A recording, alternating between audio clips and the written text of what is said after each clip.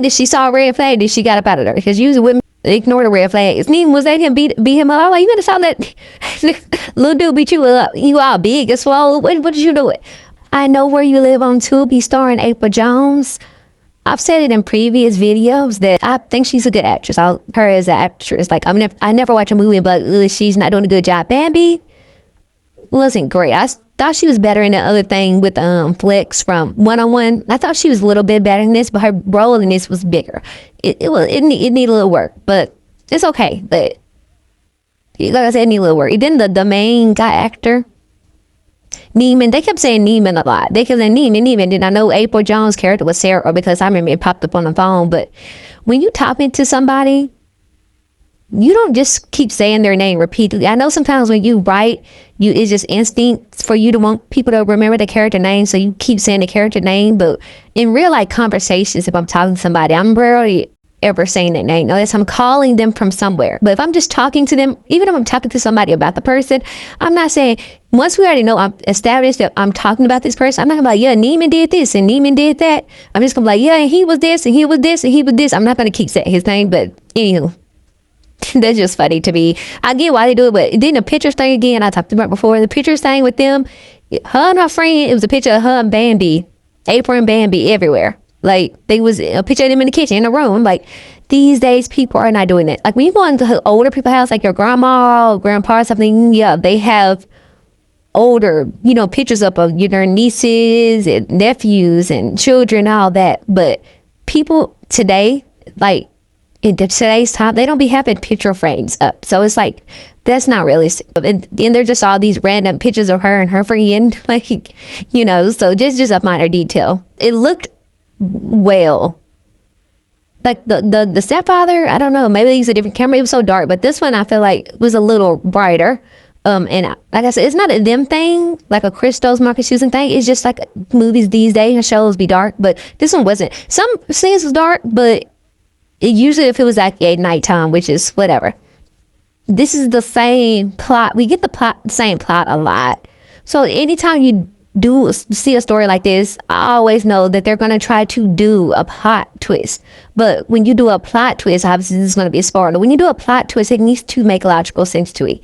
I get this a movie, people are like, oh, it don't got to be logical, but it needs to make enough sense to be like, okay, I understand it. But if I don't understand it at all, like it doesn't make sense of why the person did it, then it's really pointless. It's just like you just want to do a plot at the end. I feel like their movies will be, people these days, see, I'm a critical thinker, logical thinker, so I'm not the audience really for movies like this. They end like this because people be like, oh yeah, it wasn't who I thought it was, so it's better. But if you watch it, you can tell it's not who you thought it is. But even if you can't think ahead, it's still like people will say a movie good just because it's not the person they thought it was. But it's just like, do that make sense? You can watch a movie, it could be bad throughout, but if people feel like it's a plot twist, ooh, I didn't expect the end, did they think that it's good? But that's not, to me, the movie would have been better if it was a dude you thought it was, because it would have flowed better and made more sense. Just throwing a dude out there that didn't make any sense. When the movie started too, it felt like the scenes were short, which I don't necessarily mind, because I don't like when a scene drag, because some of the scenes did drag and I'm just kind of I got bored. But the first beginning scenes was like they were trying to rush through it so much. It was like 1 minute, maybe in 30 seconds. The scenes felt like very 30 seconds until she met the dude. It felt like really quick. I don't know how to describe it. It felt like a 1 minute episode, like, and they just put them together. How people were saying Scary Movie 6 was, how they just felt like they was doing a whole bunch of skits and put it together as one. It felt like that at the beginning. It's like it was just really fast paced and like short. And then, like I said, as soon as she met him, I didn't feel any chemistry really. They were both fairly good looking people, but I just didn't really feel any chemistry. The movie that she did with the night shift, the beginning of that, the chemistry she had with her husband, I thought that was the chemistry. They was joking and it felt good. But them too, it just, I didn't feel like, oh yes, they're so in love and this and this and that. Then like their dialogue at the beginning, it just wasn't intriguing. Like usually when you first meet somebody, you're supposed to feel like this electric chemistry. I didn't see it. Maybe everybody's seeing it. Like I said, usually when two people are good looking, people just be like, okay, yeah, the chemistry is good, but they only are going off their site and not the feeling. So I didn't see it. Never felt the chemistry really. Since I really did. So I was expecting to feel more. And then some plot holes. The idea is fine. We see the idea all the time, and I'm not necessarily mad at it. Like, I wish people would think on more ideas, but we see the same thing over and over again. Like, the movie was Annihilate. I think it's called The Perfect Guy or something like that. Was Annihilate and Michael Eagley. We see that, and that's not the first movie like that. But just this was most similar to that, but it's like we see the same movie, a crazy guy, over and over and over again. Like I said, it's okay. I don't know why people can't think of new concepts, because it's mad new some concepts. Like, I have many different concepts about Brian. I'm like, nobody did that yet. Nobody did that yet. But people keep remaking the same thing over and over again without understanding. You just do what works. It's like a crazy boyfriend is always good to go to, right? But this made me think of The Perfect Guy mainly because the cop, when the cop told her, yeah, get a gun and pretty much shoot him, which is what the cop told us to annihilate them in that. When Michael, he was like, do the warning shots with the shotgun. He was like, do the warning shot. And then after the game, you can shoot him or whatever. But he did say this was just a regular handgun. Then the time frame when she got the handgun was off too, because as soon as she told her that she didn't go get the gun, she didn't get the gun till later on after that. So the scenes was a bit off, because she went home comfortably. She didn't have no gun, nothing. She just fell asleep. I don't know what she thought Tate was going to do. Tate, only thing Tate do is let you know the person got in there, but you already knew they was getting in there. And then you're sleeping, so I don't know what was up with that. But when she first, I like that she saw a red flag, that she got up out of there, because usually women don't ignore the red flag. So when the dude bumped her, it's a natural reaction for a man to push the man off. That's a natural reaction. When he punched him, it seemed like he knocked him out, but he did knock him out. When he hit the dude looked like he was knocked out, but he wasn't, because he punched him again, then he ran off. So that was a bit weird framing. I don't know what that was. They shouldn't have made it look like he punched him that hard to make it look like he knocked him out when he didn't knock him out. That was just weird. And she got really frightened by that. But I understand that, like I said, it's a natural reaction. Somebody bump into a girl, whether it's accident or not, you push him off, and then as soon as he was apologetic about it, you should just let it go, but he punched him, whatever. That's what scared her. It's like, okay, you doing too much. And then they try to make it seem like he was so violent, but he never had any prior arrest or anything. So if he was that obsessive, like they were saying he this obsessive and this and that, but where did they get that from? Because then Bambi husband Eric, they kept saying Eric, well, we never saw Eric, which was funny to me. I'm like, child, was Eric the one that people talking was, why do we never see Eric? She knew what he loved, but we never seen him. And then too, at the wedding, Bambi was making it seem like the other guy, I don't know the other guy name, just say her, I'm gonna say her ex, and then I'll say Neiman because I remember his name, but the ex, the dude that it happened to be, first, when she first ran to the top shop, she was like, oh, he did all this to me, he did this, he made it seem like he did something to her. But then when you go on through the movie, all she did, she left to have a better life, and he didn't want to come with her, but he didn't do anything to her. But she made it seem, that's what I'm saying, I maybe be forgetting what they write, because she made it seem at first like he just, after what he did to me, when she the one left him, like he stayed, but he didn't. She made it seem like he cheated on her or abused her. It's something dramatic. Like, it was like he didn't do anything but just stay there. Like, first made it seem like he did something, and then the Bambi said, oh, he's friends with, I guess her husband Eric. He was like, he was gonna be at the wedding, but we didn't see him. She didn't meet Bambi in college. She met her through the dude she was dating, her ex and the husband. I guess they were.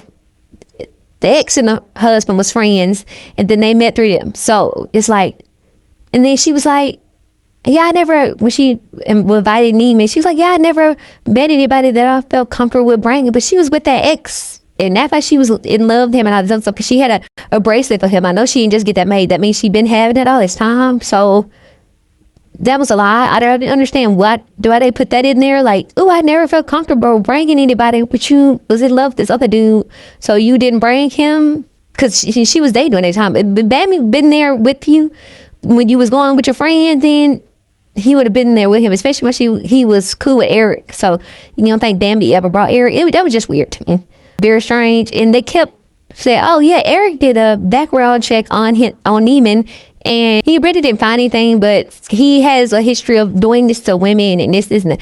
But how do he have a history if nothing has ever been documented? He hasn't never got restraining order or anything like that. They made it seem like nothing was documented, but then they came back and later said he has all these tendencies and all this stuff. Where'd y'all get that from?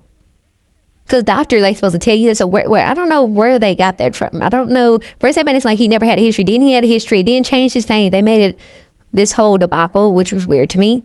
And also, when the ex confronted him at the house, he said he confronted him at the house, and then all of a sudden he got in an accident, and they said, and that wasn't his wife. So why if that cop come and knock on her door and be like, and tell her, oh, well, he said you're the last person he called, but I don't think cops are doing that. What if the last person he called was just a random person, when the person he was dating, y'all would have went to the house and told, like, hey, they don't do that. But they knock on wives and husbands' doors, but they not, ooh, this the last person they call, let me go knock on their door. Like, what? Like, then too, if you would find their family, you wouldn't use their phone to find the family. You would know who the person is, because the car is stuff registered. Everything is registered, these things. But I digress. He was like, the only thing they found is a necklace. So the car went over. So, I mean, the bracelet. Where was the bracelet that she gave him? He said the car went over. The only thing they found was a bracelet. But I'm like, where was the bracelet? But obviously, he come to find out that he plans a bracelet at the dude Neiman house. But I'm like, and he planted all that stuff at Neiman house. I'm like, who would put that stuff right there? It's not even hidden. It's right in the open. As soon as somebody come in your house, the shrine is right there. It wasn't like upstairs in a room or nothing. Why would the shrine be right there right when you walk up to somebody's house? So he never had nobody in his house. Even if something happened, you got to have somebody come in and fix it. You have to take that shrine down, or you have to remember. Like, that didn't make any sense. That positioning, where it was, didn't make any sense. And then you ain't supposed to just break in somebody's house. When she called the cop and said, ooh, I thought you got to see this. He would have told you cannot be breaking in nobody's house. That's illegal. You cannot do that. So even what she found wasn't obtained legally. So you cannot do that. So they just be throwing stuff together. So he faked the car accident, but he was like, it ain't nobody. He was like, the only thing they found was the bracelet, but then he got the bracelet to frame him. That didn't make any sense. I don't know if they found the bracelet in the car, how would it get to his house? Neiman pointed that out. Why do you a cop? You don't have common sense. Why do he need to point that out to you? I don't know. Whatever. And then the guy thinking, I'm my old place now. Oh, these cops. Then the guy at the end, the one that did it, her ex, and the reason it was really stupid, he was like, you left me. It would have been made better sense if she packed all her stuff, didn't tell him she was leaving, and just left him. And he came back to the house, and then she was nowhere to be found. That would make sense why you would be mad. But somebody say, hey, I'm going here, come with me, and you don't want to come. Him going into all this rage and killing people, what was the point? Like, it was such a stupid reason. And I'm not saying people don't do stuff for stupid reasons, but when you do a movie, it has to make better sense to that. He just mad that she left him. And okay. What? Like, he had the choice to come with her. Like I said, it ain't like she just up and left him and he didn't know, and all her stuff was gone, packed, and he didn't know nothing about it, where she was at. It ain't like none of that. So the fact that he did all of this, it was like, oh, I had to go to see a therapist and go to you made that choice to stay there. You could have went with her. She's like, you could have went with me. He's like, I can't. Why you couldn't? It didn't make any sense. Like, maybe like if he was taking care of his mother and she was sick, but she wanted him to leave, so then she just left him. It would have to be something else like that. Her just leaving him, and he knew she was going, was just really, especially when he had the choice to go with her. That was just dumb. The reason, it made no sense. The whole time I was like, it's probably him, but y'all not giving me no reason that it's him.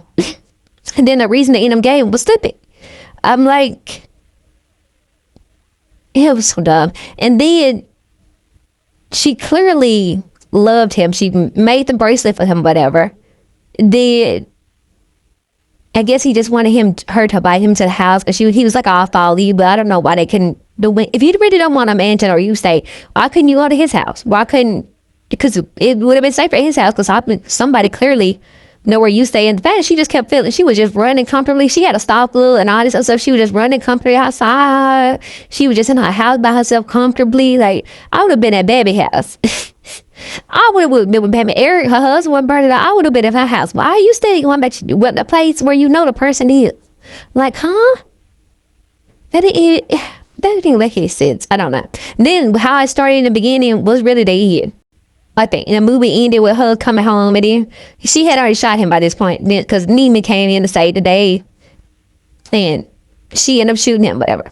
I was like, you better stop that. The big Neiman was at him, beat him up. I was like, you better stop that little dude beat you up. You all big and swole. What did you do it? Then too, after her friend, just the night she found out her friend had passed, and then her and the dude slept together. I'm like, that was just weird. I don't know. They were just, why would you? It just, the whole thing was weird. Her my friend stayed in that. His my friend, but wanted to do that was weird. So he got her back pretty much, but then fake. I don't know what was the point of him faking. See, this can be giving them bail. I don't know what the point of him faking his being unalived was, because it's like, did you do it just so you can hurt her? But you hurt her, I mean, she loved you. So how is you mad? Is she really love you? Like, it just don't make no sense. Now, people get mad because somebody don't want them, but she clearly wanted him. So what's the point? And then you eventually came to where she was. So clearly you moving wasn't a problem, because why did you eventually come to where she was? Like I said, they could have mapped that out better. There was just a mess. I feel like they be so worried about trying to do a plot twist that they forget the story. It's like you can't. I don't know. Whatever. But that was his plan all along. How did he knew that the dude was going? Maybe he just adjusted, because how did he know the dude was going to turn out to be crazy and hit the dude? Because if the dude never hit the dude, they still would have been together. If he never hit the dude on a run, they still would have been together. So, and he really was apologetic and trying to, make it work and do all this stuff. But then she was like, okay, well, you did save my life. So at the end, he was like, okay, can we make it work now? And she was like, okay, well, you did save my life. So pretty much said she was going to make it work with him. But what about all the stuff that BAMBI said and then the cop said about his past? But I don't know. Like, still, it don't make sense how they do that, because they said he didn't have any criminal history or record of it. So where did y'all get this information from? That did y'all just talk to people about it so people know he's this way, but he never had any criminal history, but he's obsessive? Like, I don't know. That was just weird to me. Oh, they mentioned another dude she used to date.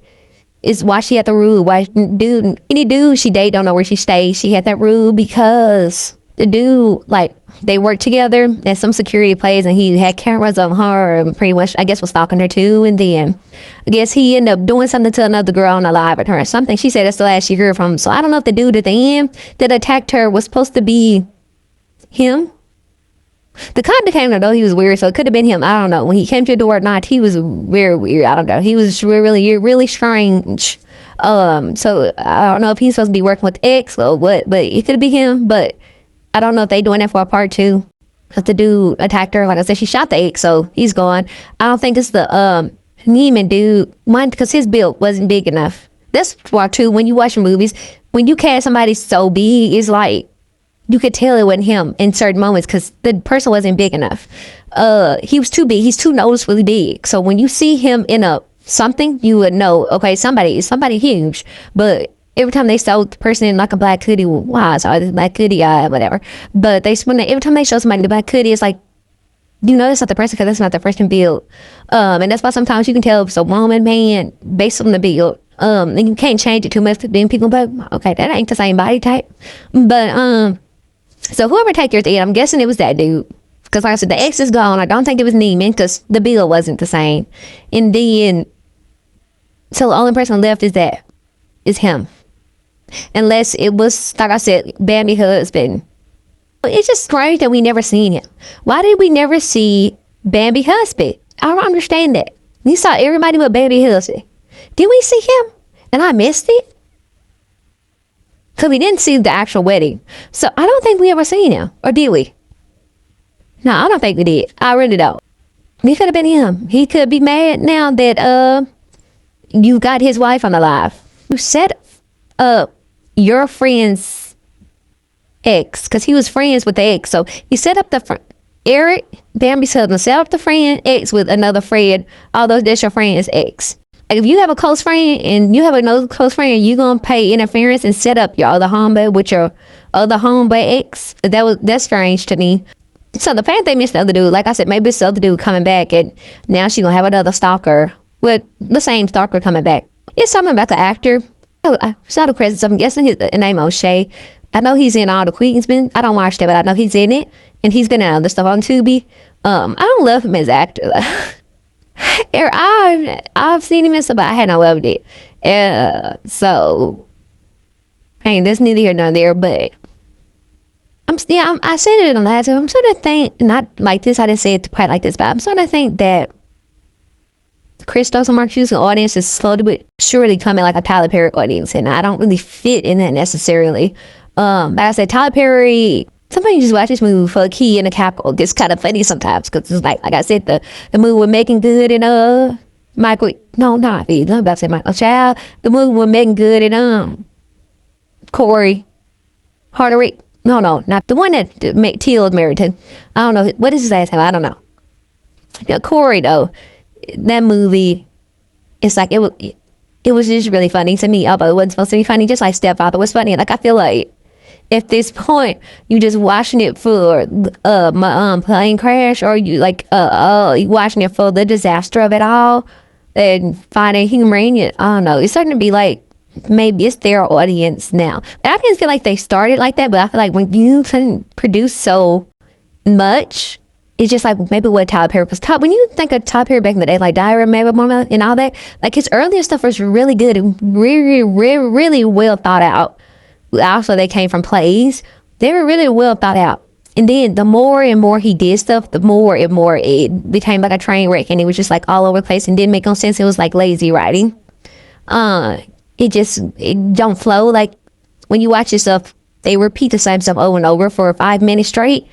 And because even when you watch a soap opera, they don't even do that. So people keep trying to say it's like he write like a soap opera, but no, he don't. Because even in a play, you have long scenes, but you don't keep repeating the same stuff in the play, in the scene. It's longer scenes, yes, but it's not repeated dialogue. So I feel like it's starting to get like that. Like I said, they draw you in, one, because you want to support Black people creators, but two, they get certain actors because they know it's a draw, so they get people to bring people in, which is smart, right? But it's just like when they have been producing, I feel like they doing like a movie a month or every couple weeks. It's still like, I feel like Mark Houston and Chris Stokes, they're doing that very rapidly on Tubi, just like Tyler does it very rapidly. And when you do so much rapidly, it starts to not be as good. It just is what it is. It's just you're spreading yourself too thin. So I feel like, and that's what people complain about Tyler. I feel like maybe bring other people on. You don't have to just do everything yourself. Yeah, I get why you want to direct it yourself and maybe even cast it yourself or have something to do with casting. I don't know if they're just, they're probably just hitting people out and they're doing casting calls or this stuff. They probably just calling people, whatever, for like the bigger roles. But it's like, maybe get other people to write the story. Maybe just you're directed. You know what I'm saying? Like it is a certain thing of burnout and spreading yourself thin, because you do want your stuff to be good. But like I said, I'm not the audience, so maybe people are like, this is amazing. But like I said, I have watched a lot of movies in my life, and it's not amazing. It's like people are not paying attention to the little details. And then even if you want to make a plot twist, like I said, it still needs to make sense. You can't just be like, oh, it's really this person, but everything didn't flow, and all the T's weren't crossing, all the I's weren't dotted. It's kind of like strange. Like I said, I don't know if they're writing so fast, if they're beginning with their writing. I don't know if ChatGPT writing it. I don't know, but it's just too many holes. You know what I'm saying? I don't know the reason. I just know that there are holes. So I can't come up with all the reasons. Only they know the reason. Like I said, it could be because they're producing too much. It can be ChatGPT. It can be because they know their audience don't care. I don't know. But like I said, at this point, I'm watching it just for a key at this point, a tackle at this point. And, I'm talking about the character. I know people like to talk about the character because it's fun. Oh, this person did this and this person did it. It's fun to do that. But if we're really talking about story, it needs to be better. And we know they can do better. They have done better stuff. That's what I'm saying. It ain't like it'd be more annoying when you seen somebody do better stuff and then they're not doing the better stuff. Like I said, we've seen Tyler do better. So like Diamond Red with my man While I Get Married, like the earlier days. This one probably ain't gonna be good. I'm gonna review it. It probably ain't gonna be good. My expectations are really low for it, but because the other two were pretty good. But anywho, it's just like I say, it's okay to get other people on to help you. You don't have to do everything yourself, you know? Like, I don't know why people, I will want my stuff to be as good as possible. So if I had to braid somebody else on, I would braid somebody else on. Like, yes, it's less money for you, I guess, but it's also making your stuff better and undeniable classic, you know? So whatever.